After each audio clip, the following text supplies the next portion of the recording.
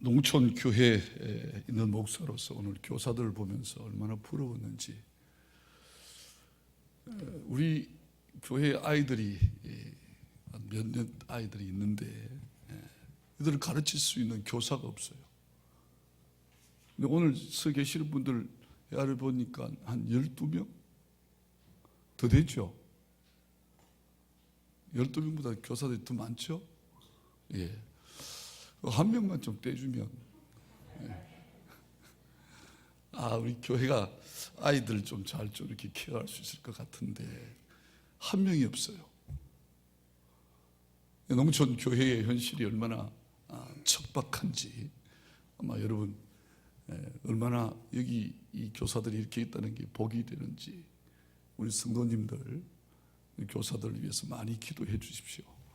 어린 생명들을 위해서 기도하고 그들을 잘 양육해서 나라와 민족을 살릴 수 있는 일꾼들이 양육되어질 수 있는 지름길입니다. 오늘 덕송하시는 분들을 보면서 저 중에 훈련된 사람 한 사람만 있으면 좋겠다 하는 생각을 가져봤습니다. 기도드리고 말씀을 증가하겠습니다. 살아계신 아버지 하나님, 은혜를 감사합니다. 만세전의 뜻이 계셔서 이곳에 하나님이 귀한 교회를 세우시고 오늘까지 이 믿음의 여정을 달려오게 하신 것, 전폭적인 하나님의 은혜인 줄 믿습니다.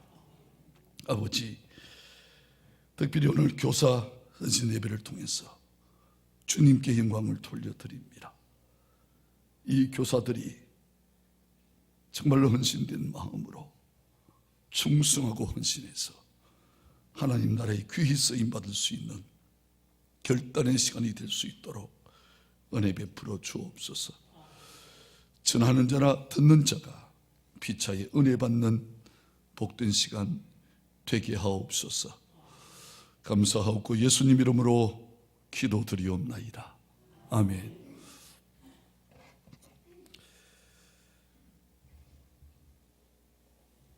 (1936년) 신사참배가 강제로 이루어지던 시절이 있었습니다.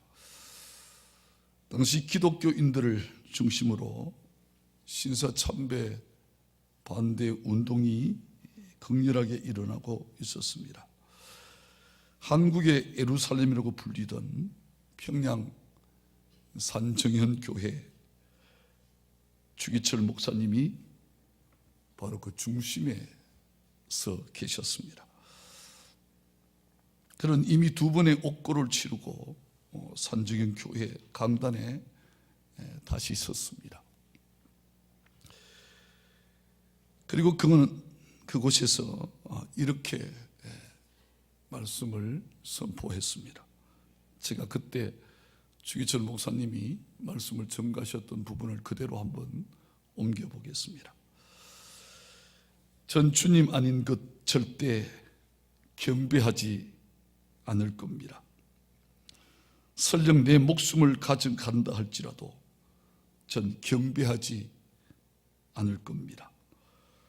내 몸을 가루로 고통 가운데 던져놓더라도 전 주님 아닌 다른 것은 결코 경배하지 않을 겁니다. 경배의 흉내도 내지 않을 겁니다.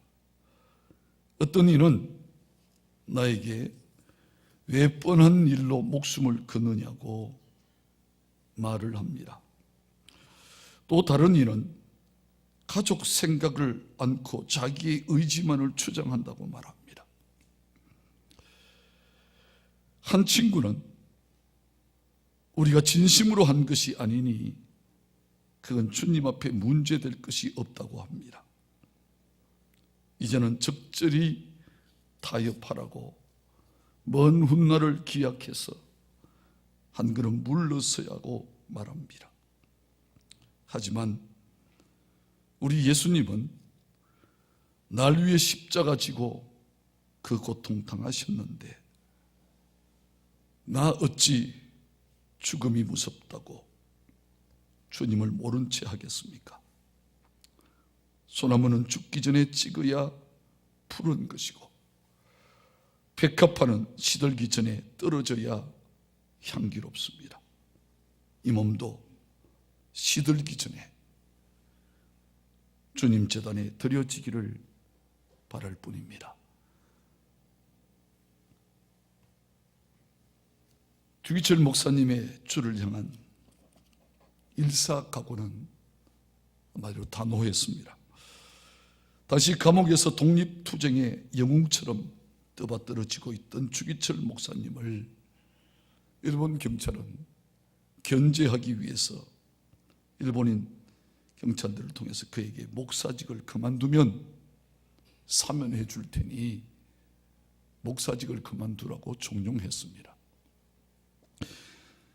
그리고 주기철 목사님의 그 일사각오의 마음을 알고 있었던 산정현 교회 당회에서는 그의 목회직을 박탈하려고 했습니다. 그래야 주기철 목사님을 살릴 수 있기 때문이었습니다. 하지만 주기철 목사님은 엄중하고도 단호하게 그들에게 권고했습니다. 내 목사직은 하나님께로부터 받은 것이니 하나님이 그만두라고 하시기 전에 사면 못합니다. 자신의 목을 향해서 칼날이 서서히 조여오는 것을 주 목사님은 아셨어요. 그리고 자신의 연약한 몸으로 지금 몇 번도 옥고를 치러야 될 문제가 있음에도 불구하고 자신의 모습을 아시죠. 그런데도 불구하고 물러서지 않습니다. 얼마 후 주기철 목사님은 감옥에서 병원으로 가시다가 마침내 주님의 품에 안기셨습니다. 그의 옥중일기 한 부분이 오늘 우리의 가슴을 요동치게 하고 있습니다. 주님을 위하여 오는 고난을 피하였다가 이 다음 내 무슨 낯으로 주님을 대하오리이까. 이제 당하는 수욕을 내가 피하였다가 이 다음 주님이 너는 내 이름과 평안과 즐거움을 받아 누리고 고난의 자는 어찌하고 왔느냐고 물으시면 나는 무슨 말로 답하랴. 주기철 목사님이 옥중에서 남긴 마지막 우리에게 주시는 메시지입니다. 사랑하는 성도 여러분, 주 목사님 그렇게 순교하셨습니다. 하지만 아직도 이 시대 우리의 가슴에 그는 예수님의 참 제자로 우리의 가슴을 요동치게 하고 있습니다. 예수님의 제자가 되기를 원하는 수많은 사람들이 주 목사님을 모델로 삼고 신앙적인 기준으로 우리에게 제시되어지고 있는 이유가 그의 생명근 일사각오의 신앙 때문이었기 때문입니다. 그래서 우리는 그를 가리켜서 예수님의 참 제자였다, 그렇게 말합니다. 오늘 교사 헌신 예배를 드리는 교사 여러분, 그리고 이 예배에 함께 동참하는 우리 믿음의 근속들, 한 가지 분명히 알아야 할 것이 있습니다. 여러분 사시면 얼마나 사실 것 같습니까? 이 땅에 천년만년 사실 것으로 여러분 착각하지 마십시오. 이제 하나님께서 부르시면 조만간에 앞서거니 뒤서거니 우리 모두 주 목사님 가셨던 그 길을 따라갈 수밖에 없습니다. 그렇다면 주님 앞에 설 때 과연 우리가 어떤 모습으로 세워질 것인가?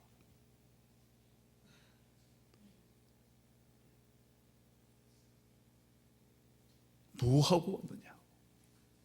세상의 평안과 즐거움, 기쁨을 다 누리고 너 뭐하고 왔느냐? 라고 물으시면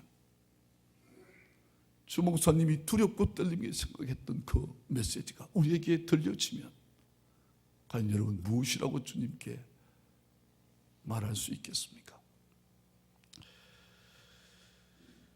누가 이 시대에 참된 예수님의 제자일까? 오늘 본문 말씀은 참된 예수님의 제자들이 점점 사라져가는 이 시대에 예수님의 참된 제자가 누구인지를 우리에게 제시하고 있습니다. 그렇다면 본문 말씀이 제시하고 있는 참 제자의 모습은 어떤 것인가? 이 말씀을 우리가 제대로 이해하려고 하면 오늘 이 본문 말씀 앞에 있는 부분을 이해해야 이 말씀을 이해할 수 있습니다. 그래서 제가 이 말씀을 준비하다가 이게 시간이 좀 필요한데 어떻게 할까 이렇게 고민 중에 있다가 성도들이 한번 여쭤보고 설교를 진행해야 되겠다 그렇게 생각했습니다. 설교가 1시간 정도 해도 됩니까? 자신 없으신 분들이 많은 것 같아요. 저 양반 빨리 해야. 그래서 명설교는 이 짧아야 명설교인데요. 저는 명설교 할 수 있는 사람은 아닙니다. 그러니까 제가 산 넘고 강 건너 왔는데 원고를 이만큼 준비했는데 하는 최대한 여러분들이 잘 따라오시면 빨리 하고 저도 돌아가겠습니다. 오늘 본문 말씀을 제대로 이해하기 위해서 본문 말씀 앞에 있는 맥락을 우리 한번 다 같이 한번 상고해 보시기를 원합니다. 우선 마가복음 10장 32절에서 34절 말씀으로 돌아가서 여러분 성경을 찾으셔서 한번 같이 한번 읽어보시겠습니다. 32절에서 34절 말씀을 같이 한번 읽겠습니다. 같이 읽습니다. 시작. 예루살렘으로 올라가는 길에 예수께서 그를 앞에 서서 가시는데 그들이 놀라고 따르는 자들은 두려워하더라. 이에 다시 12 제자를 데리시고 자기가 당할 일을 말씀하여 이르시되 보라 우리가 예루살렘에 올라가노니 인자가 대제사장들과 서기관들에게 넘겨짐에 그들이 죽이기로 결단하고 이방인들에게 넘겨주겠고 그들은 능욕하며 침뱉으며 채찍질하고 죽일 것이니 그는 3일 만에 다시 살아나리라 하시니라. 아멘. 여러분 이 본문 말씀을 이 말씀을 읽으시면서 무슨 말씀인지 이해가 되십니까? 예수님께서는 지금 예루살렘으로 올라가시는 그 길목에서 제자들을 향해서 예수님께서 당할 일들을 심각한 모습으로 제자들에게 자신의 상황을 토로하고 있는 겁니다. 그런데 이 내용을 가만히 보니까 그 토로하는 내용은 예수님께서 어떤 일을 당하실 것이라고 말씀하고 있습니까? 예수님께서 말씀을 하셔야 빨리 넘어갑니다. 여러분 읽으셨잖아요. 예수님께서 어떤 일을 당하신다고요? 순환당한다는 사실을 말씀. 침뱉음을 받고 채찍질 당하며. 누가? 예수님께서. 내가 지금 예루살렘을 올라가는 이 길에 이런 고통스러운 일들이 자신 앞에 있음을 예수님의 제자들에게 말씀하고 있는 겁니다. 이 고난의 사실, 고통의 사실, 순환의 사실을 말씀하고 있는 이 상황을 예수님께서 친히 제자들에게 말씀하고 계시는 겁니다. 그런데요, 이 말씀을 듣고 있던 예수님의 그 제자들의 반응이 궁금하지 않습니까? 여러분 그 반응이 35절에서 37절 나오는데요, 같이 한번 읽어보십시다. 뭐라고 하는지 보십시다. 같이 읽습니다. 시작. 세베대의 아들 야고보와 요한이 주께 나와 여짜오되 선생님이여 무엇이든지 우리의 구하는 바를 우리에게 하여 주시기를 원하옵나이다. 이러시되 너에게 무엇을 하여 주기를 원하느냐 여짜오되 주의 영광 중에 우리를 하나는 주의 우편에 하나는 좌편에 앉게 하여 주옵소서. 그렇게 말합니다.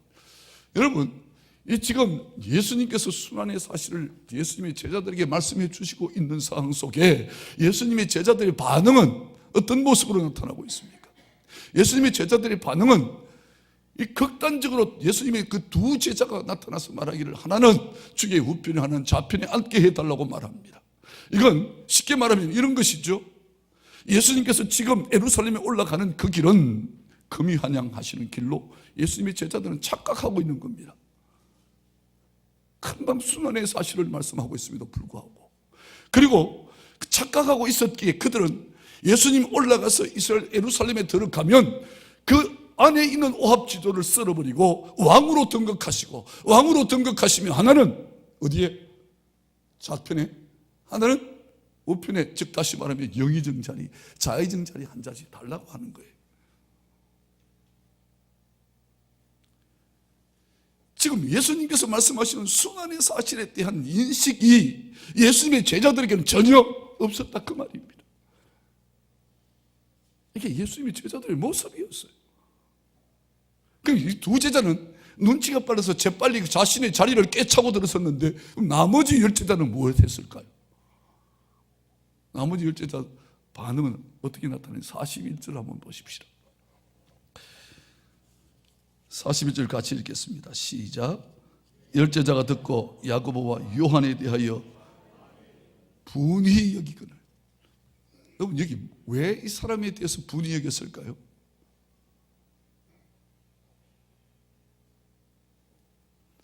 약삭빠르게 두 자리를 깨차고 있는 이 예수님의 두 제자에 대해서 나머지 10제자들도 동일하게 반응하고 있습니다. 우리는 핫바지냐? 우린 쪼다냐?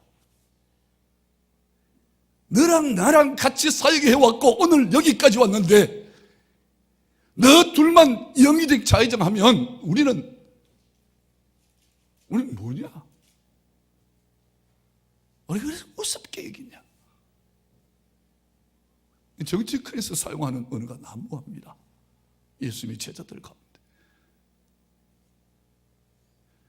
지금 예수님의 12제자들의 모습은 무엇이냐면 순환 사실에 대해 함께 고통당하고 함께 아파하고 함께 순환당한다는 사실에 대한 인식은 전혀 없고, 예수님께서 예루살렘에 들어가서 왕으로 등극하면 그 자리를 깨차고 났을 때 나는 좌의정, 너는 여의정, 너는 한 자리, 어떤 자리 할 거냐, 여기에 자기의 높은 위상만 눈에 어른거리고 있었다는 겁니다.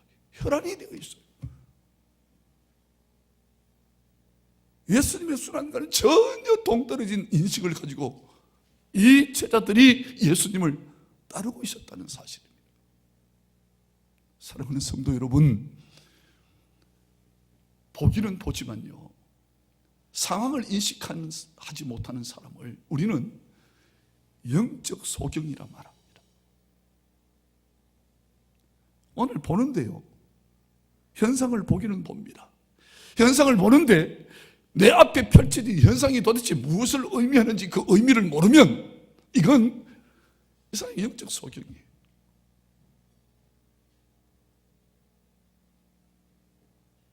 예수 믿으면 대학에 척척 붙고, 예수 믿으면 사업에 성공하고, 예수 믿으면 하는 일이 형통하고, 예수 믿으면 복 받는다고 하는 이런 유아신앙 가지고는 여러분 하나님의 참된 일, 주님이 맡겨주신 그 교사의 일 제대로 감당하지 못해요. 오늘 믿음이 성장해 나옵니다. 믿음이 성장한다고 하는 것은 예수님의 참 제자로서의 삶을 살아가겠다고 결단하는 겁니다. 예수님 가신 그 고난의 걸음, 그 순환의 걸음, 그 아픔의 걸음, 고통의 걸음, 그 걸음 함께 가겠다 그 말입니다. 축복만 바라보고 잘되는 것만, 형통만 바라보는 이런 유아신앙을 벗어나지 않으면 예수님의 참된 제자가 될 수 없습니다. 오늘 마가는 이 말씀을, 오늘 예수님께서 길에서 예수님의 제자들을 가르치신 이 바로 뒷부분에 소경 바디메오의 사건을 딱 갖다 놓으면서 예수님의 제자, 참된 제자는 어떤 모습으로 살아야 하는가라고 하는 사실을 지금 우리에게, 오늘 말씀을 듣고 있는 이 청중들에게 가르치고 있는 겁니다. 소경 바디메오 이유가 그 사건은 단순히 소경한 사람이 눈을 뜨는 것이 아니라 영적 소경으로 살아가고 있는 예수님의 제자들을 향한, 아니 이 시대에 예수를 믿는다고 하면서 영적 안목이 열려지지 않는 영적 소경을 향한 주님의 안타까운, 마가의 안타까운 메시지라는 사실을 여러분 아셔야 합니다. 자, 그렇다면 마가는 오늘 우리에게 예수님의 참된 제자는 어떤 사람인가라고 하는 사실을 가르쳐주고 있는데, 그 말씀을 쫓아서 예수님의 참된 제자는 어떤 사람인지 함께 상고해 보기를 원합니다. 여러분, 첫 번째 예수님이 참된 제자는 마가가 우리에게 제시하고 있습니다. 신령한 말씀에 생명 거는 사람. 한번 따라해 보십시다. 신령한 말씀에 생명 거는 사람. 그 사람이 예수님의 참된 제자라고 마가는 오늘 우리에게 제시하고 있는 겁니다. 오늘 본문 말씀으로 돌아가서 10장 46절에서 47절 말씀을 여러분 같이 한번 합독하시겠습니다. 같이 읽겠습니다. 시작. 그들이 여리고에 이르렀더니 예수께서 제자들과 허다한 무리와 함께 여리고에서 나아가실 때에 디메오의 아들 맹인 거지 바디메오가 길가에 앉았다가 나사렛 예수시란 말을 듣고 소리 질러 이르되 다윗의 자손 예수여 나를 불쌍히 여기소서 하거늘. 그렇게 말씀하시죠. 자, 여러분 말씀을 자세히 보십시오. 그들이 여리고에 이르렀더니 예수께서 제자들과 허다한 무리와 함께 여리고에서 나아가실 때에 디메오의 아들인 맹인 거지 바디메오가 길가에 앉았다가, 그렇게 말합니다. 나사렛 예수시란 말을 듣고, 그렇게 말해요. 그렇죠? 여러분, 맹인은 가지고 있는 한계가 많지 않습니까? 뭔가 상황을 인식하기 위해서는 눈에 보이는 것으로 상황을 인식할 수 없습니다. 내 앞에 펼쳐지는 상황을 인식하기 위해서 맹인이 선택할 수 있는 것은 그렇게 많지 않습니다. 무엇이죠? 귀에 들리는 소리. 자신의 귀에 들리는 소리에 의해서 상황을 판단하고 인식할 수밖에 없는 한계성을 가진 사람, 그 사람이 맹인입니다. 그 맹인인 거지 바디메오가 많은 사람들을 통해서 듣게 되어집니다. 일평생 동안 맹인으로 살아가야 될 숙명적인 그 가슴 아픈 상황 속에서 누군가가 말합니다. 당신 눈 뜰 수 있는 기회 있대. 당신 눈 뜰 수 있는 상황이 있을 수 있다는 겁니다. 이건요, 바디메오 인생 속에서 정말로 획기적인 일입니다. 평생 죽은 사람이 눈을 뜰 수 있는 그 놀라운 역사와 기적 같은 기회를 잡을 수 있는데, 그 기회는 어떻게 잡을 수 있습니까? 예수 그리스도를 만나면 된다는 겁니다. 예수 그리스도, 다윗의 자손 예수 만나면 내 인생이 반전될 수 있다는 겁니다. 그럼 이건 해볼 만한 도전이에요. 그 길목에서 얼마 동안 이 사람이 구걸하고 살았는지는 알 수 없지만, 그러나 한 가지, 이제 그 길목에서 예수라는 분을 만나게 되어지면 자신의 인생은 반전되어질 수 있다는 사실을 하나 붙들고 그곳에서 지키고 있는 겁니다. 그런데 그 예수를 만나기 위해서 맹인이 할 수 있는 일이 무엇이죠? 무엇이겠습니까? 자신에게 들리는 소리 듣고 상황을 판단할 수밖에 없는 겁니다. 그런데 그 소리 중에 어떤 소리를 들어야 됩니까? 어떤 소리를 듣는다고요? 나사렛 예수에 대한 소리를 듣는 겁니다.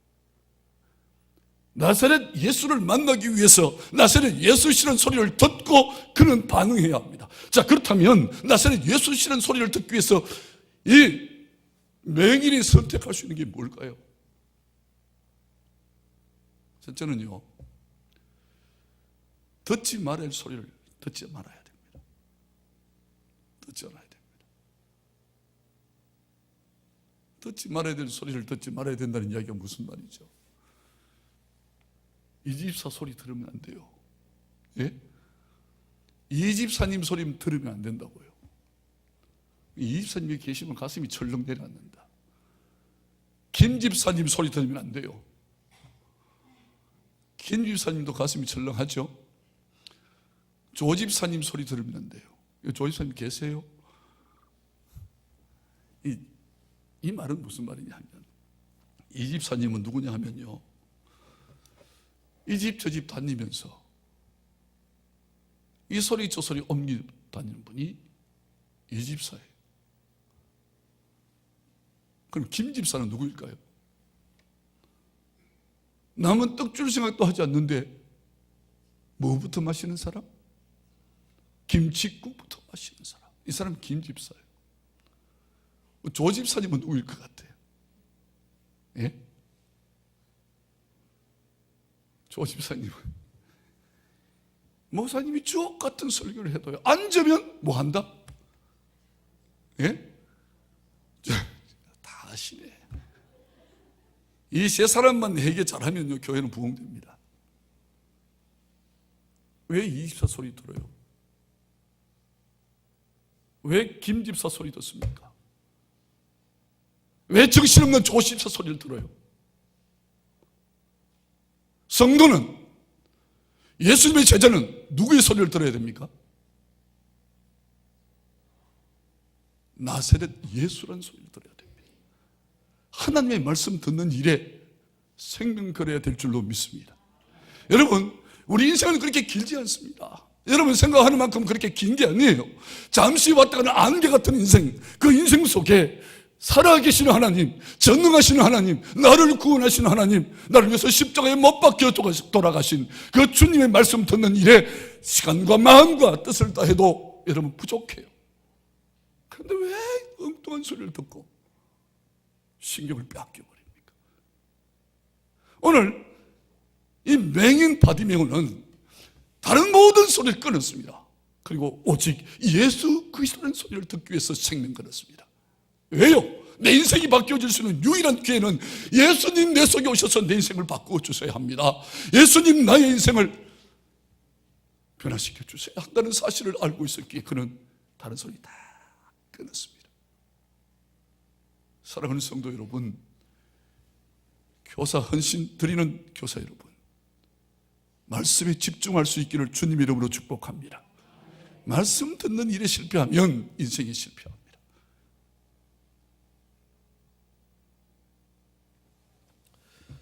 제가 아는 권사님이요, 금요일날 구역 예배를 드리는데요, 구역 예배를 마치고 음식을 나누지 않습니까? 근데 그 집에서 통닭도 가져와요, 콜라도. 통닭이 따라오면 반드시 콜라가 따라와요. 통닭도 따라오고 콜라도 따라오고, 거기다가 돼지고기 편육까지 해서 성도들을 대접하기 위해서 크게 한 상을 차렸습니다. 근데 권사님이 기도하고 먹는데 먹질 않아요. 권사님 드세요. 목사님 못 먹습니다. 왜요? 왜 못 먹습니까?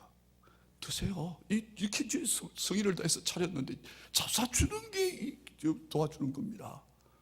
못 먹습니다. 자꾸 못 먹는다고 그래요. 왜 못 먹냐고 이야기를 해보라고 하니까 하시는 말씀이 이렇게 말해요. 한의원에 갔는데 몸이 안 좋아서 약을 먹게 됐어요. 약을 먹는데 의사가 주의사항을 빨간 걸로 딱 쳐서 주는데 거기 보니까 돼지고기 먹지 마세요, 콜라 먹지 마세요, 아이스크림 먹지 마세요, 닭고기 먹지 마세요. 거기 있는 게 다 지금 상에 나와 있어요. 아무것도 못 먹어. 이게 무슨 소리인지 아세요? 한의원에서 한의사가 말하는 주의사항은요, 생명 걸고 지킵니다. 안 먹어요. 어떤 일이 있어도 안 먹어요.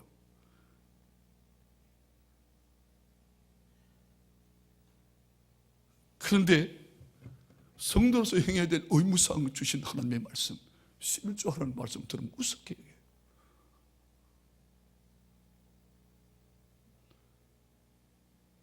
주님께서 가르쳐 주신 명령 하나하나가 생명처럼 우리 가슴 속에 펄떡펄떡 뛰어야 됨에도 불구하고 한의사 이야기는 생명 걸고 지키면서 말씀 하나에 생명 걸지 못하는 사람이 주의 제자로 살아간다는 게 이게 말이 됩니까? 이 혼탁한 영적 혼탁한 시대에 잠시 잘못하면 영적인 방향을 잃어버리는 이 시대에 말씀 붙들지 않으면 뭘 붙들고 살아가겠습니까?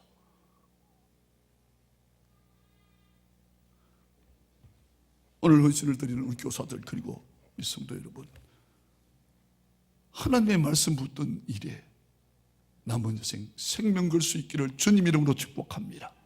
이거 안 되면요 다 무너집니다. 인생 반전이 있을 수 없어요. 우리 말씀의 종교입니다. 계시의 종교예요. 하나님 주신 말씀대로 살다가 말씀에 이끌려 살아가는 믿음의 종들 되어져야 합니다. 그래야 참된 제자가 되어지고, 주기철 목사님의 순교는 말씀 붙들고 가신 거예요. 주기철 목사님의 그 순교는 아름답다고 생각하면서 그 삶은 따라가지 않는다고 하는 것은 여러분 참된 제자의 모습이 아닙니다. 오늘 우리의 모습이 얼마나 가식적인지요, 얼마나 위선적인지 몰라요. 그런 척하면서 거룩하지 않는 위선적이고 가식적인 모습이 우리의 삶의 현장에서 빠져나가야 예수님의 말씀 위에 바로 설 수 있는 믿음의 성도들이 되어질 수 있습니다.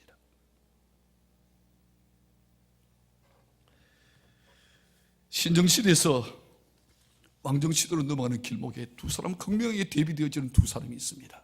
한 사람은 엘리 제사장이고, 한 사람은 그 시대에 동일하게 태어났던 사무엘이라는 사람입니다. 여러분, 엘리 제사장은요 제사장으로서 하나님의 말씀을 듣지 못했습니다. 어린 사무엘이 하나님의 말씀을 들을 때 제사장이라는 사람이 하나님의 말씀을 듣지 못하고, 얘야 내가 하나님 앞에 무슨 말씀을 들었느냐 내게 말해라 할 정도로 제사장으로서 영성을 잃어버렸습니다. 다시 말하면 말씀을 잃어버린 사람이 엘리 제사장이었습니다. 결국 말씀을 들었던 사무엘은 영적 암흑기에 여러분 새로운 영적 등불로 그 시대를 이끄는 믿음의 사람이 되었습니다. 그런데 말씀을 놓쳐버렸던 엘리 제사장, 그와 그의 가문은 여러분 잘 아시는 대로 이가봇이 되었습니다. 이가봇이 무엇인지 아세요? 하나님의 영광이 떠난, 말씀 놓치면 엘리 제사장 가문의 삶을 쫓아갈 수밖에 없고 이가봇의 자리에 이룰 수밖에 없다는 것입니다. 다윗과 사울의 차이가 뭔지 아십니까? 다윗은 말씀에 합한 사람이었습니다. 사울은 말씀을 합리적으로 생각했던 사람입니다.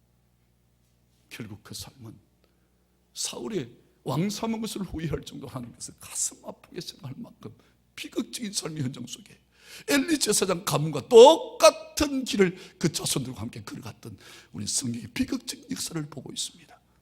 이유는 단 한 가지입니다. 말씀을 소홀하게 여겼기 때문입니다. 말씀에 생명 걸 수 있는 믿음의 종들 될 수 있기를 주님 이름으로 축복합니다. 말씀에 생명 걸 때 예수의 참된 제자로 거듭나게 될 줄 믿습니다. 말씀에 생명 거는 우리 교사들, 우리 성도들 될 수 있기를 주님 이름으로 축복합니다. 두 번째로,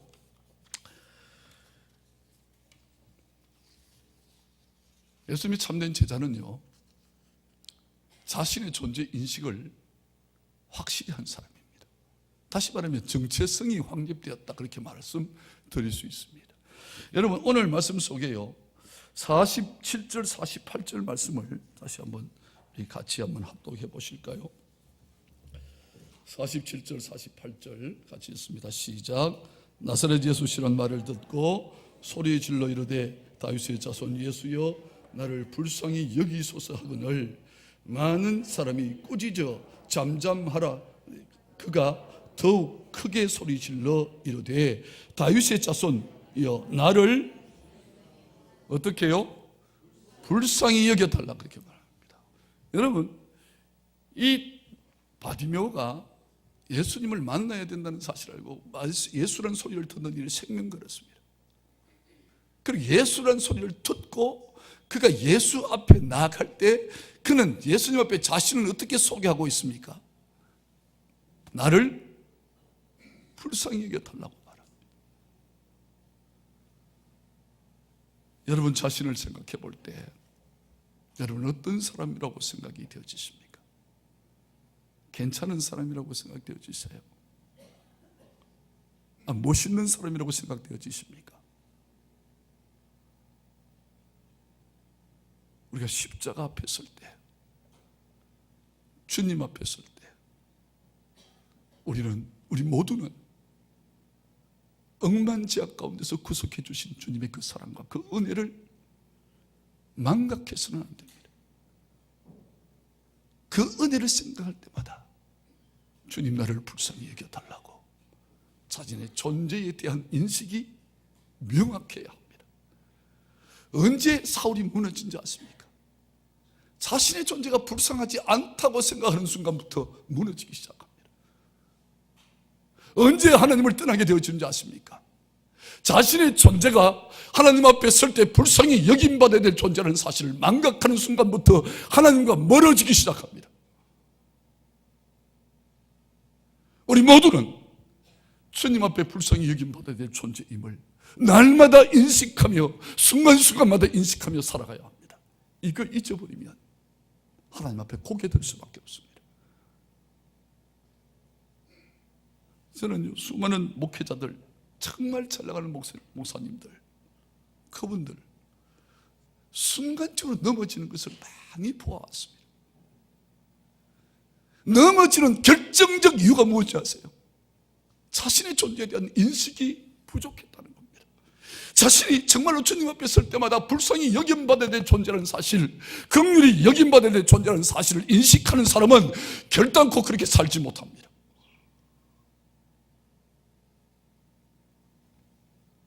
맹인으로 살아온 이 바디메오는 자신의 인생에 대해서 누구보다 정확하게 알고 있었습니다. 주님의 도우심 없이는 한 발자국도 떼어놓을 수 없는 연약한 존재라는 사실을 그는 이미 알아왔어요. 삶의 현장 속에 피부로 체험해 왔어요.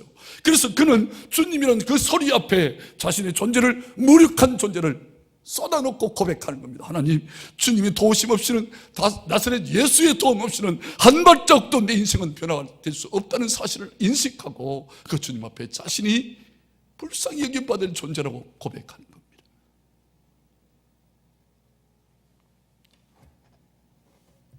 저도 목회하면서 참 어려움을 많이 당했는데요, 참 어려움 당할 때 목회자로서 강단에 있었어요. 새벽 예배를 드리고 나서 이 강단에 엎드릴 때 어떨 때는 기가 막힌 상황이 앞에 펼쳐지면 아무 소리도 나오지 않습니다. 한마디도 나오지 않고 그저 주님 앞에, 주님, 내 형편을 아시지요, 나를 불쌍히 여겨주세요. 주의 은혜 아니면 이 상황을 벗어날 길이 없습니다. 주님 앞에 두 손 들고 천부여 어지없어서 손 들고 옵니다. 이거 외에는 할 말이 없어요. 정말 주의 은혜를 사모하는 사람, 주의 긍휼을 사모하는 사람은 주님 앞에 설 때 자신의 존재가 불쌍히 여김받아야 될 존재임을 철저히 인식하고 주님 앞에 엎드리는 자인 줄 믿습니다. 이거 외에는 방법 없습니다. 여러분, 사람의 힘이 있다고요 난리쳐도요 그 힘이 한계가 있습니다. 제가 간증을 하나 봤는데요, 서울 모교에 이름 있는 모교회에 이제 제자 훈련을 마치고 간증하는 코너에서 제가 보았습니다. 남편은 심장병 의사였고요, 자신은 서울 유명대학교 출신입니다. 근데 이분이 걱정거리가 뭐가 있겠어요? 남편은 이름 있는 심장병 의사고 자신은 집안 출신이 괜찮은 집안의 명문 여대 출신이고 조금도 염려할 게 없어요. 그래서 예배당에 오면 예배를 드릴 때 항상 기둥 뒤에, 여기는 기둥이 없는데요, 큰 교회 가면 기둥이 있습니다. 근데 이분은 기둥 뒤에 자신의 아들 데리고 와서 기둥 뒤에서 예배를 드려요. 목사님하고 눈을 맞출 이유가 없어요. 그리고 금지옥엽같이 여기는 그 사랑하는 아들 곁에 끼고 고소미, 그리고 뭐 땅콩 과자 이런 것들을 가지고 와서 먹고 즐기는 거예요.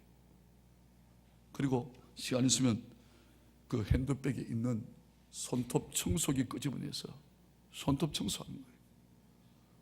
손톱 청소 오른손에서 왼손 끝나면 무엇이 끝나요? 예배가 끝나요. 그래서 집에 가는 거예요. 그런데 새벽 기도에 나와서 새벽 제단에 엎드려서 눈물 콧물 흘리면서 기도하는 사람들 보면 뭐라고 하는지 아십니까? 예수 별나게 믿는다. 예수를 믿으려면 이성적으로 믿어야 되지. 그렇게 별나게 기도한다 해가지고 뭐 달라질 거 있나? 저렇게 예수 믿으니까 세상 사람들 손가락질 받지. 예수 믿으면 매너 있게 점잖하게 믿어야 되지. 사람들한테 그렇게 빈잔이나 주고 다니는 거예요. 그래도 누구 한 사람 이 일을 제기할 수가 없어요. 그 집 환경이나 상황들을 보면 너무너무 잘 나가니까. 그런데요, 어느 날 자신의 그 사랑하는 독자 아들이 감기 기운이 있어서 시름시름 아픈 거예요. 그래서 병원에 쫓아갔습니다. 쫓아가서 검진 받는데 의사의 얼굴이 심상치 않아요. 이 좀 큰 병원으로 가보시는 게 좋겠다는 거예요. 부랴. 그 아들 데리고 병원에 갔는데요. 병원의 최종 검진 결과가 무엇이었냐면 백혈병이에요. 사랑하는 아들이, 외동 아들이, 그 귀한 아들이 백혈병에 걸려.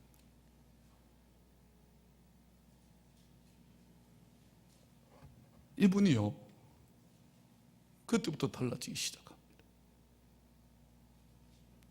그 당시 유행했던 이 월남 치마, 미니스커트를 짧게 입고 몸매 맵시를 자랑하던 그분이요, 그 몸빼기 바지 이런 것들 입고요, 새벽 제단에 머리 산발한 채 하나님 앞에 기도하기 시작합니다. 눈물 콧물 흘리며, 하나님, 내 아들 한 번만 살려주세요. 내가 죄인입니다. 내가 죽을 사람이었습니다. 주님 앞에 몸부림치며 울부짖을 수밖에 없는 거예요. 하나님이 도와주셔야 내 아들 살 수 있습니다. 머리 산발한 채 기도하고 몸부림치는 겁니다. 하나님, 나를 불쌍히 여겨주옵소서. 연신 연발해서 쏟아지는 고백이 무엇이냐면, 하나님, 나를 불쌍히 여겨주옵소서. 이 고백이었어요. 사랑하는 성도 여러분, 여러분 어떻게 하나님을 알고 계시는지요? 하나님은 살아계신 하나님, 전능하신 하나님, 불꽃 같은 눈으로 우리의 삶을 지키시는 하나님이십니다. 그 하나님이 오늘 여러분의 삶의 여정을 불꽃 같은 눈으로 지켜보십니다. 오늘 그 하나님 앞에 우리가 감히 어떤 존재로 세워지는가, 내가 어떤 존재인가를 여러분 인식하며 살아가야 합니다. 이것만 생각하면 모든 것이 다 무너집니다. 마태복음 15장 22절에 보면 한 가난한 여인이 주님 앞에 나와서 주의 은혜를, 귀신 들린 자신의 자녀의 문제를 놓고 이야기합니다. 그때 그 여인이 말합니다. 불쌍히 여겨달라고 말합니다. 여러분, 자녀의 문제 때문에 가슴 아파 본 사람은 압니다. 자녀의 질병 때문에 해결하지 못하는 질병 때문에 고통스러워 본 사람은 압니다. 차라리 자기가 아픈 게 더 나아요. 그렇지 않습니까? 자녀가 아파서 고통받는 거 보지 못합니다. 그때 주님 앞에 나와서 말하지 않습니까? 하나님, 나를 불쌍히 여겨주옵소서. 이 고백이 저와 여러분들의 고백이 될 수 있기를 주님 이름으로 축복합니다. 주님의 긍휼은 여기서부터 시작되어지는 겁니다. 주님의 은혜는 여기서부터 시작되어지는 겁니다. 내 존재에 대한 한계성을 분명히 인식하고, 내가 주님 앞에 서서 불쌍히 여김받아야 될 존재임을 분명히 인식하고 살아가는 사람, 이 사람이 바로 예수님의 참된 제자라는 사실을 우리에게 말씀해 주시고 있는 겁니다. 자신의 존재를 분명히 인식하고 그 존재 사항을 깨닫고 불쌍히 여김받아야 될 존재임을 알고 그 은혜를 사모하는 믿음의 참 제자들이 될 수 있기를 주님의 이름으로 축복합니다. 시간 있으면 좀 더 많은 말씀을 드려야 되겠는데요. 결론으로 가겠습니다. 52절로 넘어가서 결론 말씀을 함께 같이 읽겠습니다. 52절 같이 읽습니다. 시작. 예수께서 이르시되 가라, 내 믿음이 너를 구원하였느니라 하시니 그가 곧 보게 되어 예수를 길에서 따르니라. 여러분, 그 가정은 생각하고 이 두 가지만 제대로 붙들면 여러분 인생 속에 가로막혀 있는 모든 인생의 문제들, 여러분 한순간에 풀려지는 역사가 일어나게 될 줄로 믿습니다. 자, 그런데 우리가 그 은혜를 체험하고 난 뒤에 어떤 삶을 사느냐, 이게 정말 더 중요합니다. 내가 예수 그리스도의 은혜를 받았다, 은혜를 누리고 있다라고 하는 사실은요, 오늘 우리가 이 삶의 현장 속에서 어떻게 살아가느냐의 모습과 직결되어져 있습니다. 은혜 받은 사람이 그렇게 살면 됩니까? 은혜를 체험했다는 사람이 그렇게 살면 됩니까? 아니죠. 은혜 받았으면 은혜 받은 자답게 살아야 될 줄로 믿습니다. 자, 그렇다면 오늘 이 바디메오가 어떤 모습으로 그의 삶의 현장에 아름다운 모습이 나타나는지 보십시오. 예수께서 이르시되 가라, 내 믿음이 너를 구원하였느니라 하시니 그가 곧 보게 되어서 예수를 어디서 쫓았다고요? 어디서요? 길에서 쫓았다. 자, 여러분 한번 입장을 바꿔놓고 한번 생각해 보십시오. 여러분이 한 30년, 40년 소경으로 살다가 눈을 떴습니다. 하고 싶은 일들이 좀 많겠습니까? 그렇잖아요. 이 사람도 마찬가지였을 겁니다. 어느 날 길목에서 구걸하는 인생으로 살아가는데 매일 그 길목에 누군가 와서 동전 한 입을 던져주는 한 여인이 있었습니다. 힘내세요 하고 그 동전 한 입을 던져주고 지나갑니다. 바디메오는 생각했을지 모릅니다. 내가 눈을 뜨게 되어지면 가장 먼저 할 일은 내가 구걸하며 살아가는 그 인생의 길목에서 날마다 동전 던져주는 그 사람 누구인지 얼굴을 한번 보고 싶다. 그러니까 누구인지 한번 얼굴을 한번 뵀으면 좋겠다, 사례의 말씀을 한번 드렸으면 좋겠다라고 하는 마음이 왜 없었겠습니까? 그런데요, 어떤 사람은 지나가면서 그냥 지나가면 꼭 깡통을 차고 지나가는 사람이 있습니다. 왜 거지 깡통을 차고 지나가요? 그래서 바디메오는 생각했을지 몰라요.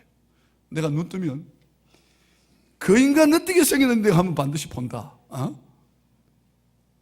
어떤 모양을 가지고 살아가는데 한번 보겠다라고 싶은 마음이 왜 없겠느냐, 그 말이에요. 무슨 말씀인지 이해가 됐습니까? 보지 못하던 사람이 보게 되어지면 하고 싶은 일이 얼마나 많겠느냐, 그 말이에요.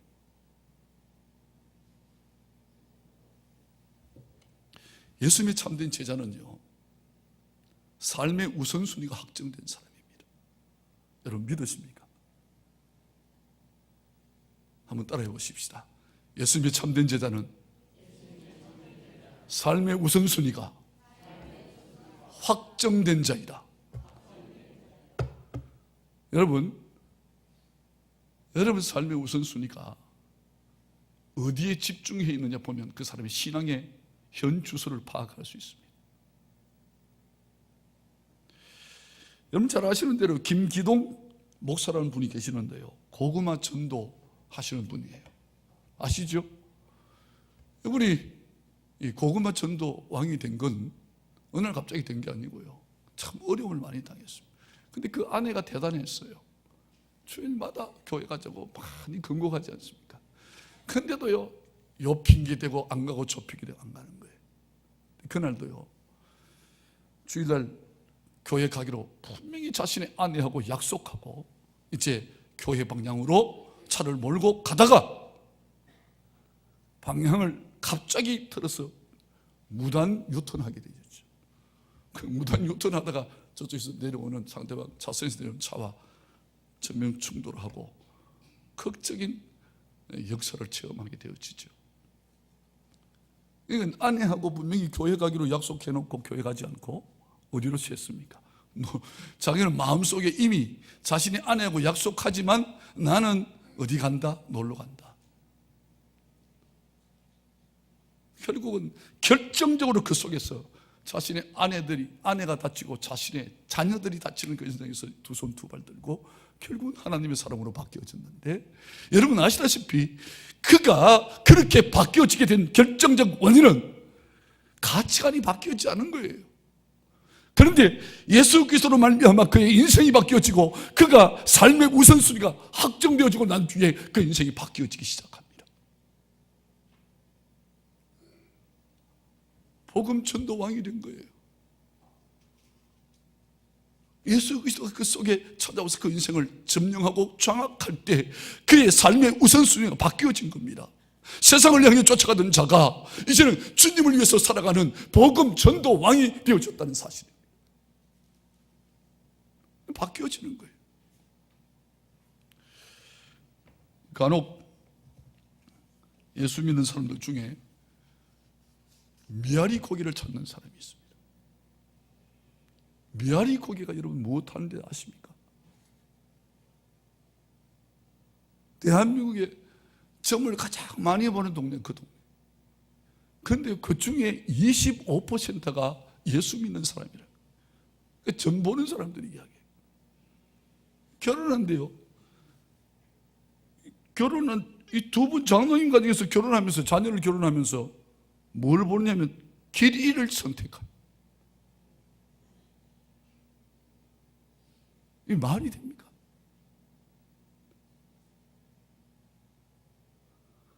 오늘 우리 삶의 현장 속에 이런 정말 말도 되지 않는 일들이 얼마나 많은지 몰라요. 왜 그런지 아십니까? 삶의 우선순위가 확정되지 않았어요. 무슨 일을 먼저 해야 될지를 몰라요. 예수 믿는다고 수십 년 예수 믿어도 내가 오늘 주일인데 무엇을 해야 되는지를 인식하지 못하는 사람이 얼마나 많은지 몰라요. 주일 되면 주일 성수해야 되지.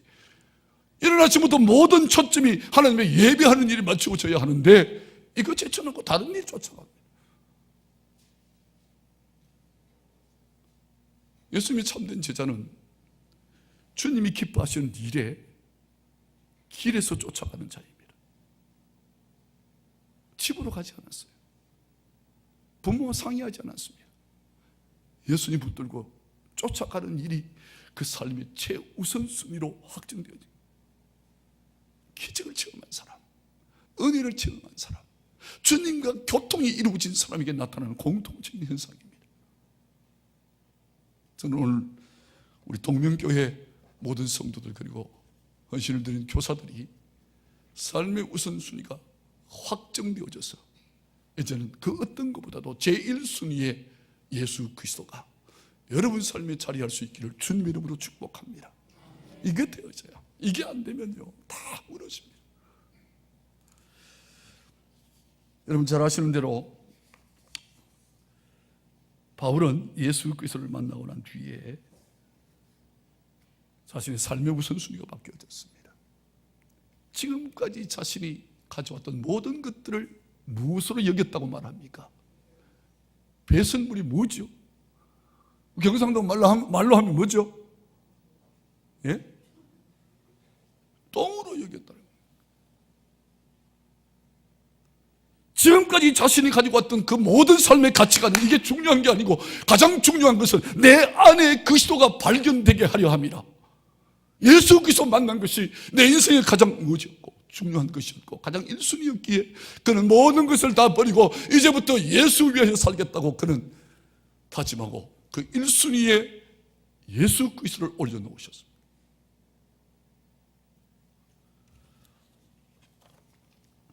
사랑하는 성도 여러분, 참된 제자가 될 수 있기를 주님의 이름으로 축복합니다.